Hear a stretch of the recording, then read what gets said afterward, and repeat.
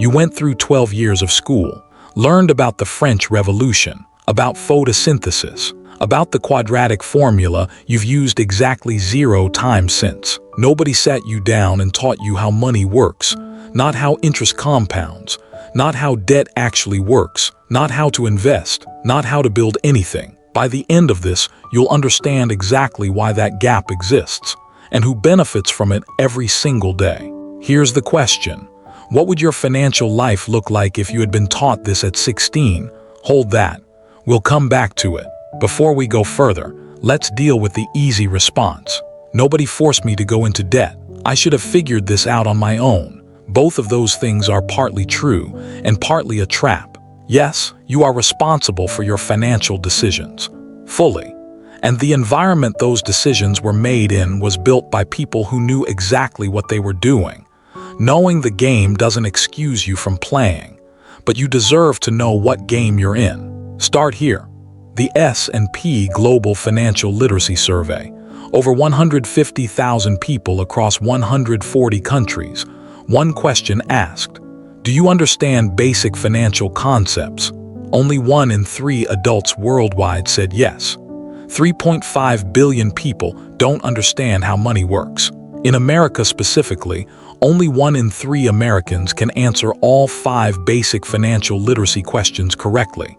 75% of adults were never taught personal finance, not once, in any classroom, in any year.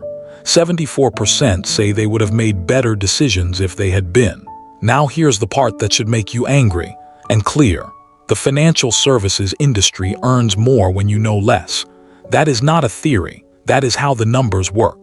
Credit card companies earned $130 billion in 2022 in interest and fees from people who didn't fully understand what they had signed up for.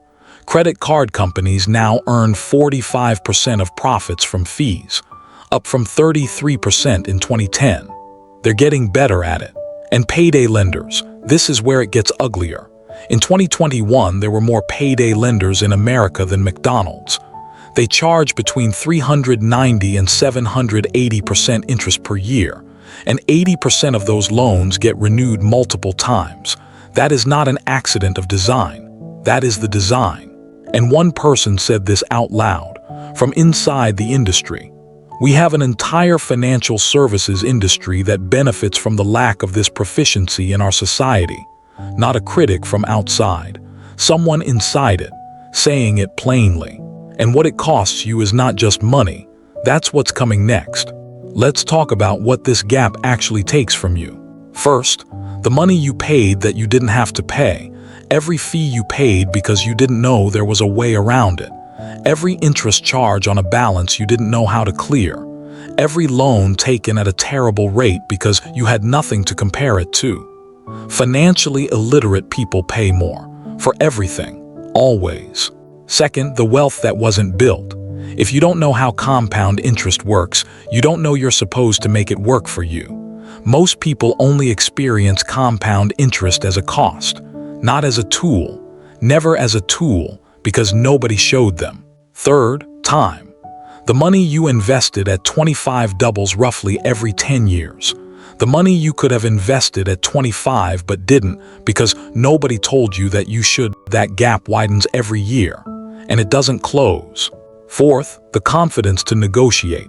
When you don't understand money, every financial conversation happens on someone else's terms. You sign things you don't fully understand. You accept rates you could challenge. You stay in financial products long past when you should have left. Here is what you are going to do, starting now. First, learn what compound interest actually means. Today, not the definition, how it works on your money right now.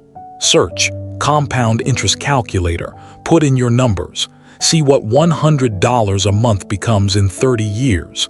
Then see what it becomes if you start 10 years later. That is not a lesson. That is a fact about your life right now. Second, understand exactly what you're paying on every debt, not the balance, the interest rate, the real cost per month. The highest rate gets paid off first, every time, no exceptions. Third, open a savings account that earns interest this week, not the one your bank offered you. A high-yield savings account. Search those words. Find one. Move your emergency fund there. Fourth, read one financial book. One, this month. Not a motivational finance book. A practical one, the basics of personal finance, how budgeting works, how investing starts, what an index fund is. You don't need a finance degree. You need the basics. Fifth, stop signing things you don't understand.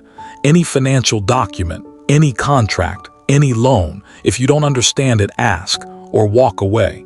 No one is doing you a favor by rushing your signature. At the start, I asked what your financial life would look like if you had been taught this at 16. Here's the honest answer. You can't know. And that's exactly the point, because neither can they. The people who designed the gap. What you can know is what happens from today. The gap was real. The knowledge is available now. The only question left is whether you go get it.